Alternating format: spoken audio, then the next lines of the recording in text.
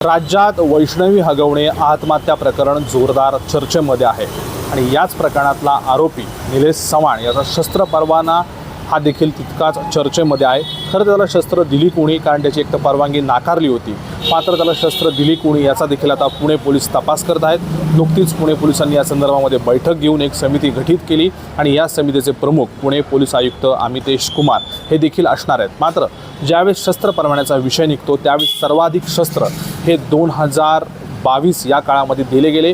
त्यावेळेस पुण्याचे पोलीस आयुक्त अमिताभ गुप्ता होते। त्यांच्या कार्यकालामध्ये जवळपास 279 जे शस्त्र परवाने देण्यात आलेले आहेत 2022 साली। त्याचवेळी अप्पर पोलीस आयुक्त जालिंदर सुपेकर हे देखील होते आणि आता जालिंदर सुपेकर वैष्णवी हगवणे प्रकरणामध्ये तितकेच चर्चेमध्ये आहेत। खरं तर आताचे पुण्याचे पोलीस आयुक्त अमितेश कुमार आहेत, त्यांच्या कार्यकाळामध्ये फक्त जानेवारी 2024 ते जून 2025 या काळामध्ये फक्त 28 जणांना जे आहेत हे शस्त्र परवाने देण्यात आलेले आहेत।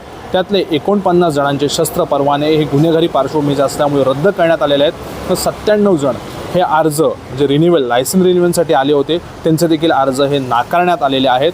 जर खरं तर शस्त्र परवान्याचा विषय निघाला तर सर्वाधिक शस्त्र 2022 या काळामध्ये वाटण्यात आले, तर अमितेश कुमार यांनी रद्दीचा हा धडाकाच लावलेला आहे। कोणालाही शस्त्र परवाना न देण्यासाठी त्यांनी हे आवाहन केलेलं आहे।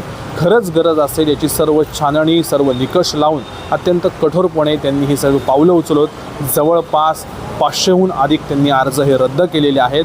त्यामुळे अमितेश कुमार जे पुण्याचे पोलीस आयुक्त यांनी अर्ज रद्द करण्याचा धडाकाच लावलेला आहे। तर मात्र पुण्याचे जे तत्कालीन जे पोलीस आयुक्त होते अमिताभ गुप्ता यांच्या कार्यकाळामध्ये जवळपास 600 जणांना जे आहेत परवाने देण्यात आलेले आहेत। त्यामुळे त्यांच्या काळामध्ये खैरात वाटण्यात आली। 2022 पर्यंत शस्त्र परवान्यांची खैरात वाटण्यात आली आणि ज्यावेळेस पुण्याचे पोलीस आयुक्त अमितेश कुमार यांनी कार्यभार स्वीकारला त्यांच्या कार्यकाळामध्ये फक्त 28 जणांना जे आहेत हे अर्ज देण्यात आलेले आहेत।